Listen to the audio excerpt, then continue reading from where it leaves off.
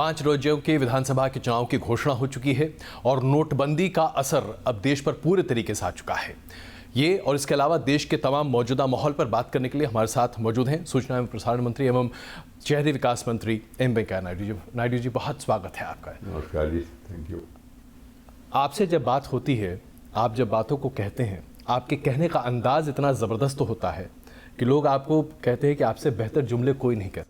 ऐसा नहीं है, जुमला का विषय नहीं है। विषय बताना, खुलकर बताना, फ्रैंकली बताना, सीधा बताना, ये मेरा स्वभाव है।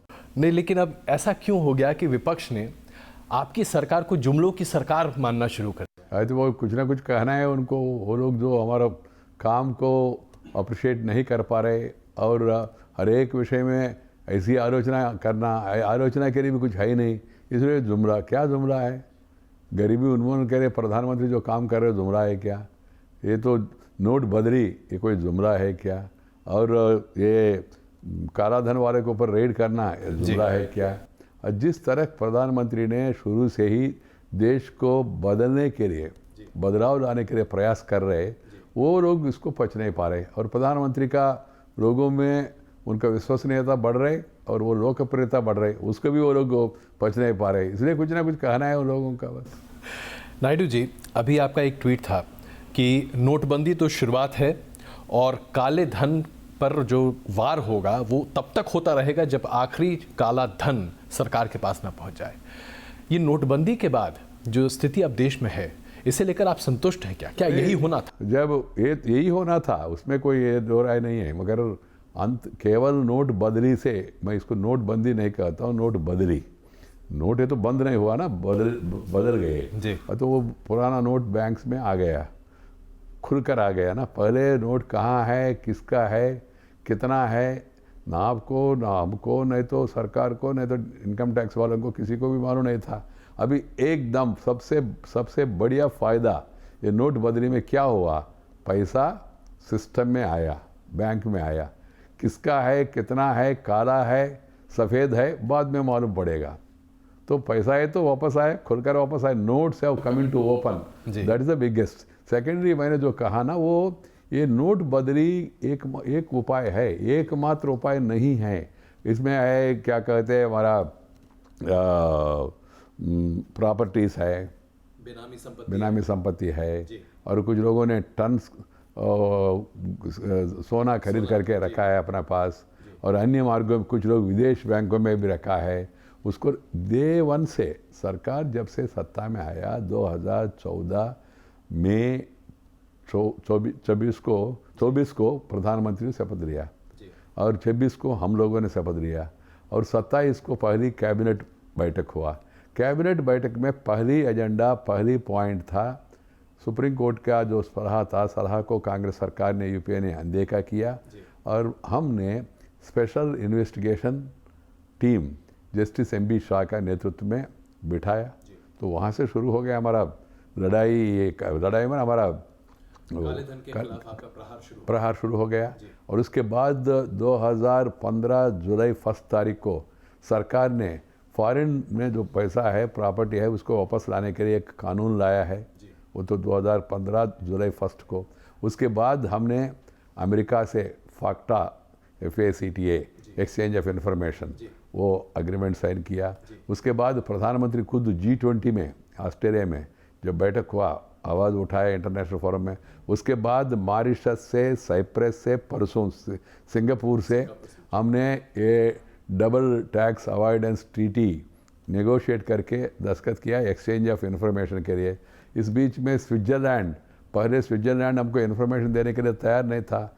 बिना इन्फॉर्मेशन, बिना उनका अनुमति आप जाके सीधा उनका बैंक में कितना है, किसका अकाउंट में, तो जानना मुश्किल होता है। उनसे भी एग्रीमेंट हो गया। लेकिन ये सारी चीज़ें तो प्रोस्पेक्टिव है ना नायडू साहब, ये सारी चीज़ें आगे होंगी भविष्य में, लेकिन अभी तक किसका पैसा कहाँ कितना छिपा है, इसकी जानकारी तो सरकार को मिलेगी नहीं, और ना ही सार्वजनिक होगी। अभी मिल गया ना इसमें। अभी लोग कह रहे 15 लाख हो गया, 14 लाख हो गया। 14 लाख बैंक में आया ना। तो बैंक में आए तो बैंक में ऐसा अचानक डाल के आप जाके डाल नहीं सकते। कुछ लोगों ने डाला, किसी ड्राइवर के ऊपर अकाउंट में 100 करोड़ डाला, किसी ने ये झुग्गी झोपड़ी वालों के ऊपर, सब अभी सब इसका लेकिन scrutiny अभी तक होगा। जो जानकारी मिल रही है नायडू साहब, उसके हिसाब से तो स्थिति ये है कि तकरीबन 700 से 750 करोड़ रुपए काले धन के तौर पर अभी तक पकड़े गए हैं। ये तो जबकि एक तो गलत बहुत ही प्रचार है, बहुत ही छोटा कौन तय करते क्या काले धन है क्या सफेद धन है? वो तो बैंक में आने के बाद स्क्रूटनी करने के बाद मालूम होगा ना। तो आपने मानो आपने 100 करोड़ रुपए बैंक में डिपॉजिट करते हो, ऑटोमेटिकली वाइट हो जाएगा क्या? सिंपल है, कॉमन सेंस है। कुछ लोग ऐसा मिसलीड करने के लिए प्रयास कर रहे हैं, इसमें इतना ही कम मिला। किसने कहा उनको 700 मिला? 500 700 करोड़ या 500 करोड़ जो छापा मार रहे हैं, जहां कुछ लोग उसको यहाँ से हम जो करेंसी के इधर उधर जो बदल रहे हैं उसके बारे में मेरा कहना वो नहीं, हमारा उद्देश्य भी नहीं, वो तो उसका सब्सिक्वेंट है। इसका जो काला धन वापस लाने के लिए जो हमने नोट बदली का प्रयास कर रहे हैं, उसमें इफेक्ट भी है, साइड इफेक्ट है, आफ्टर इफेक्ट है। जो आफ्टर आप बात कर रहे हैं ना, वो सब साइड इफेक्ट्स है। आफ्टर इफेक्ट सब मालूम होगा जब इसका गिनना शुरू होगा, इसका स्क्रूटनी पूरा होगा, तब आपको मालूम होगा कितना पैसा काला है, कितना सफेद है। नंबर 1। नंबर 2, सबसे बड़ा फायदा वो ओपन में आया। दूसरा फायदा मैं बता रहा हूं, पूरा पैसा सिस्टम में आया। सिस्टम में आया तो क्या होगा? सिस्टम में आया तो आपको टैक्स देना पड़ेगा। टैक्स दिए तो क्या होगा? जनता को फायदा होगा। नायडू साहब, लेकिन विपक्ष का ये कहना है कि अगर आप देखें जिन लोगों के पास काला धन है, ज़्यादा से ज़्यादा अगर आपके पास 100 रुपये हैं तो आप 6 रुपया कैश रखते हैं, ज़्यादा से ज़्यादा। इससे ज़्यादा आप रखते नहीं। ये आरबीआई की रिपोर्ट है जो कि 2011 में सार्वजनिक भी हुई थी। 86% हाई डिनोमिनेशन नोट सर्कुलेशन है इंडिया में, नोट सर्कुलेशन है। लेकिन अगर मेरे पास काला धन है, मेरे पास 100 रुपया है, तो उसमें से ज़्यादातर मैं 6 रुपया ही कैश रखूंगा, बाकी 94 रुपये में अलग अलग तरीके से छिपा कर रखता हूँ।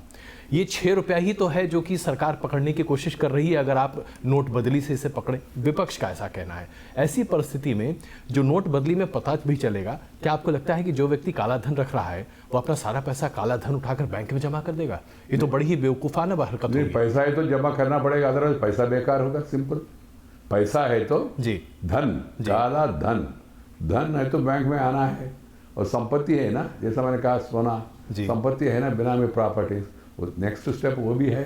ऑलरेडी प्रधानमंत्री ने थोड़ा सा उसका जिक्र भी किया है। अच्छा, ये बताइए, राहुल गांधी जो कह रहे हैं, उनका कहना है कि भाई मैं जब बोलूँगा, जब मुझे बोलने का मौका दिया जाएगा तो देश में भूचाल आ जाएगा। प्रधानमंत्री के चरित्र भर भी, क्योंकि उन्होंने कहा कि भाई वो भ्रष्ट काम कर रहे हैं, उनके ऊपर भी सवाल खड़े। भ्रष्टता के बारे में जिक्र करने के लिए कांग्रेस को और राहुल जी को न तो उनका परिवार को अधिकार है क्या? सिंपल, इतना साल राज किया उन्होंने, और इस देश में भ्रष्टाचार किसका जमाने में बढ़ा है?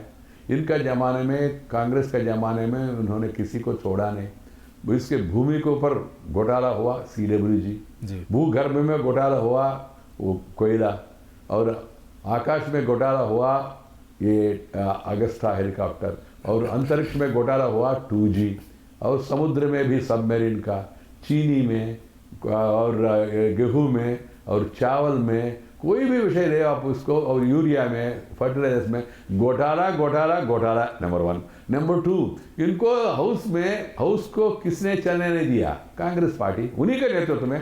कांग्रेस वाले सब लोग कह रहे सर हम चाहते थे सदन चले, मगर हमको ऊपर से आदेश है सदन नहीं चलाना। सब ने कहा है, इनफॉर्मली सब जब बात करते हैं ना, और चर्चा शुरू हुआ ना, पहले दिन राज्यसभा में चर्चा शुरू हो गया जी।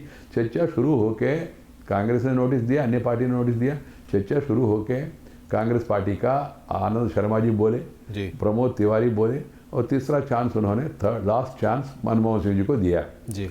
वो भी थर्ड चांस दिया उनको, मनमोहन सिंह जी को। उन्होंने बड़ा कटाक्ष किया। वो मन में उतना पीड़ा था, कारण क्या, कांग्रेस ने उनको तीसरे स्थान पर रखा है, बोलने के लिए मौका नहीं दिया, और पूरा वो चुनाव में उन्हीं के नेतृत्व में पार्टी हार गया, इसलिए वो भी रिजल्ट को बच नहीं पा रहा है। इसलिए जो मैं पूछना चाहता हूं मनमोहन सिंह जी से और कांग्रेस से भी, नंबर 1 फर्स्ट मेरा पूरा करने दिए, हाउस को किसने नहीं चलने नहीं दिया? कांग्रेस पार्टी, तृणमूल कांग्रेस, कम्युनिस्ट वाले। तो जब वो तो भूचाल है तो पहले दिन क्यों नहीं बोला, दूसरे दिन क्यों नहीं बोला, 15वें दिन क्यों नहीं बोला, 16th डे क्यों नहीं बोला? ये तो तमाशा है, मजाक उड़ा के। ऐसे एक दिन हेडलाइन के लिए उन्होंने प्रयास किया, कुछ है ही नहीं उनके पास। और कोई इस देश में कोई भी व्यक्ति प्रधानमंत्री के ऊपर, उनका व्यक्तित्व के ऊपर उंगली उठाने वाले ऐसा कोई स्थायी व्यक्ति है ही नहीं किसी पार्टी में। कारण क्या है? Everybody knows that Modi is an embodiment of honesty and he has given a honest administration in Gujarat. Number 2, coming to Sri Manmohan Singh ji, we all respect him as an individual. जी. He was finance secretary. हाँ, He was RBI economic के- advisor. जी. He was Reserve Bank chairman, जी. governor. Governor. He was the finance minister. जी. He was prime minister. All ये पूरा काला धन अभी 2 साल में आया क्या? मोदी जी आने के बाद काला धन, काला संपत्ति, बिनामी प्रॉपर्टी 2 साल में आया क्या? इतना साल जिन्होंने राज किया देश में, नंबर 1 कांग्रेस तो इसमें पार्टी बीच में और तो राहुल आपकी गांधी सरकार जी, भी तो वो तो 5 साल का है भाई। 50 साल का तुलना में 5 साल क्या होता है जी? आप लोग क्या, मुझे इतना, आप लोग क्यों वकालत ले रहे कांग्रेस का और भ्रष्टाचार का? जो हेडक्वार्टर्स कांग्रेस पार्टी का है, इस देश में कुछ लोगों का वीकनेस है, डायनास्टी लोकतंत्र में नेस्टी है, मगर बहुत लोगों को इस देश में ऐसा, पत्रकार मित्रों को और कुछ पॉलिटिकल लोगों को डायनास्टी टेस्टी है। मैं क्या करूं उसमें, मेरा कहना है, अदरवाइज कोई मतलब ही नहीं। आप देख रहे हैं यूपी में क्या स्थिति है, कांग्रेस पार्टी को क्या स्थिति होगा। राहुल गांधी जितना कैंपेन करने के बाद भी सिंगल डिजिट में रहने वाले हैं। नोट करिए, मेरा जो अभी बता रहा हूँ चैनल पे, वो अंडरलाइन करके देखिए क्या। और फिर आप लोग हर एक दिन उन्हीं का हेडलाइन, वो जो बोलते हैं उसी का, मुझे कोई आपत्ति नहीं, हेडलाइन वो अभी यंगस्टर है, वो जितना ज्यादा बोले उतना फायदा हमको होगा। मैं चाहता हूँ हर एक दिन बोले, हमको कोई प्रॉब्लम नहीं है, इसलिए हम चाहते थे बहस हो। मेरा कहना यह है, जो 50 साल में जो काला धन, 70 साल में जो हुआ, इसको एक साल में, 2 साल में आपने पूरा बाहर नहीं लाया। आपने ये घोषणा किया, घोषणा तो ये जो तमाम आरोप लगाए जाते हैं पंकज जी, क्या एक वर्ग लगातार मोदी सरकार और मोदी पर हमला करता रहा है? क्योंकि उत्तर प्रदेश के चुनाव को देखते हुए अब ये कहा जा रहा है कि भाई अब विकास की चर्चा तो होगी, वो तो होते ही रहती है, लेकिन असल मुद्दा राम मंदिर का होगा, असल मुद्दा लव जिहाद का होगा, असल मुद्दा कैराना का होगा। और ये एक पूरा वर्ग है जो लगातार ये चर्चा, हमारा मुद्दा, हमारा एजेंडा विकास।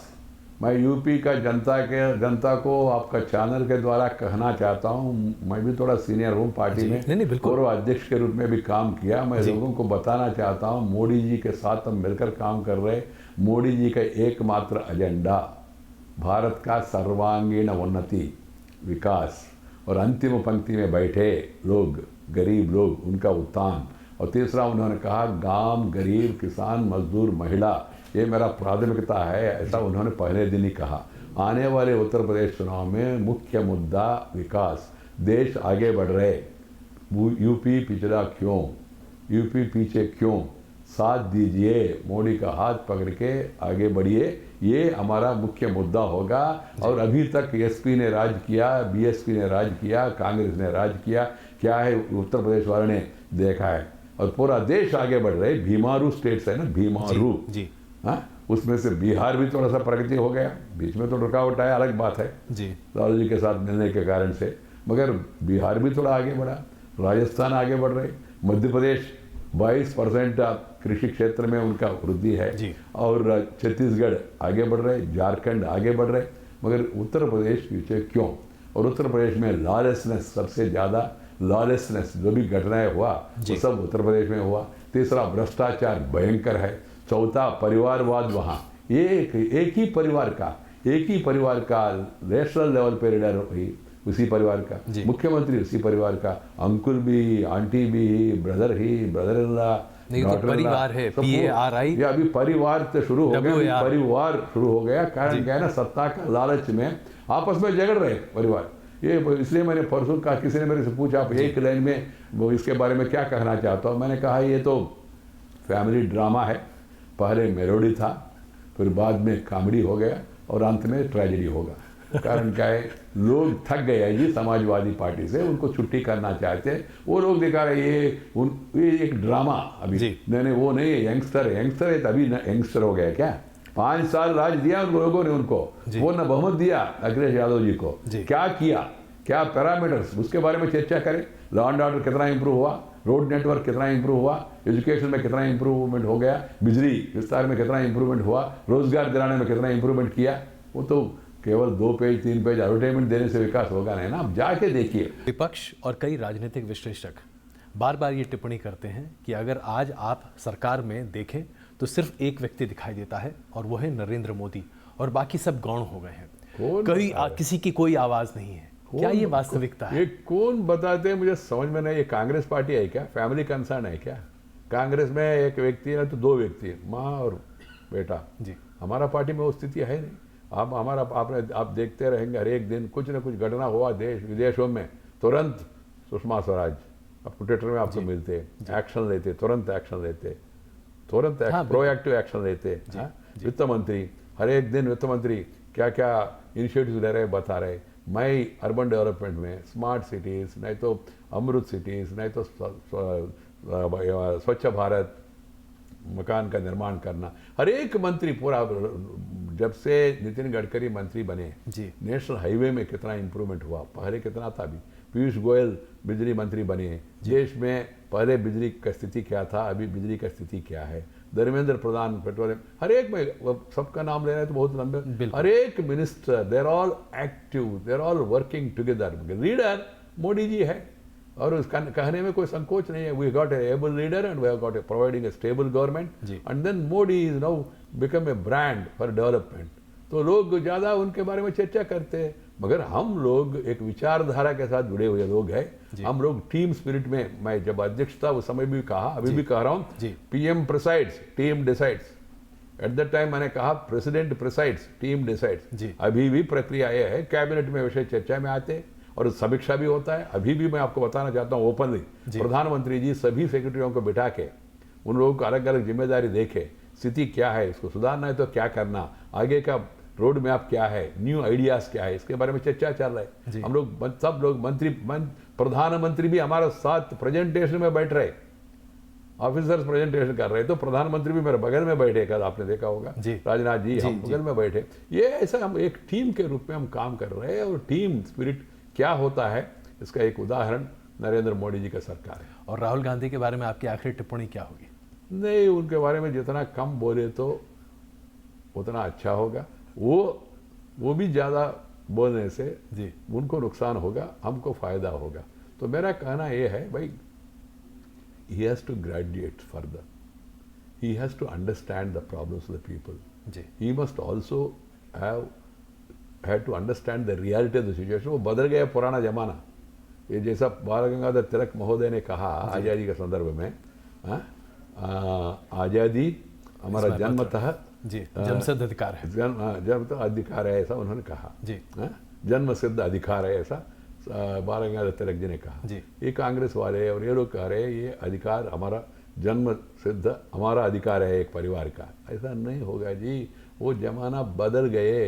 लोग को अच्छा काम करने वाले ईमानदार लोगों को साथ देने के लिए तैयार है, इसलिए मोदी जी आया। इसलिए आपने देखा नया नया शिवराज सिंह चौहान आ रहे, नहीं तो देवेंद्र फडणवीस आ रहे, नहीं तो मनोहर पर्रिकर 2 बार जीता। विकास के मुद्दे पे चुनाव नहीं जीत सकते, ऐसा लोग कहते थे और कांग्रेस पार्टी ने इतना साल लोगों को गुमराह के जो जुमला कर रहे हैं ना, वो पूरा कांग्रेस ने किया देश में। वो गरीब लोगों के लिए घोषणा, अमीर लोगों के लिए पोषणा करना उनका आदत हो गया। अभी मोदी जी आके उसको रिवर्स करके गरीब के ऊपर फोकस कर रहे हैं, इसलिए ये लोग परेशान होके मोदी जी को केवल सिद्धांत के बारे में आलोचना करे, स्वागत नहीं नहीं तो कार्यक्रमों के बारे में आलोचना करे, कोई प्रॉब्लम नहीं। परफॉर्मेंस के बारे में आलोचना करे, वेल एंड गुड एंड वो दैट इज एक्सपेक्टेड। मगर ये कुछ नहीं कर रहे, हम केवल व्यक्तिगत दोषारोपण करना, हिटलर कहना, उनको मुसोलिनी कहना, गद्दाफी कहना, व्यक्तिगत रूप में प्रधानमंत्री को कभी कभी उनके ऊपर आरोप करने के लिए प्रयास करना। तुम्हारे पास तुम्हारे अभी तक आप ही अधिकार में था ना, मैं अंत में उनको जवाब देना चाहता हूँ, आप ही अधिकार में था ना, जो आप बता रहे उनका, ये सब आपका जमाने में हुआ ना। आपने जांच क्यों नहीं करवाया, आपने एक्शन क्यों नहीं दिया? एक बेकार है, आपके आरोप का कोई उसका आधार या साकार नहीं, आकार नहीं, प्राकार भी नहीं है, ये बेकार है आरोप। इसलिए ऐसा आगे करने से और भी नुकसान होगा, ये मेरा सलाह है कांग्रेस पार्टी को। बहुत धन्यवाद वेंकैया जी हमसे बात करने के लिए और शुभकामनाएं नए साल की। धन्यवाद जी। भाई आपका चैनल जो देखने वाले सभी लोगों को भी अंग्रेजी नव वर्ष का शुभकामना देना चाहता हूँ।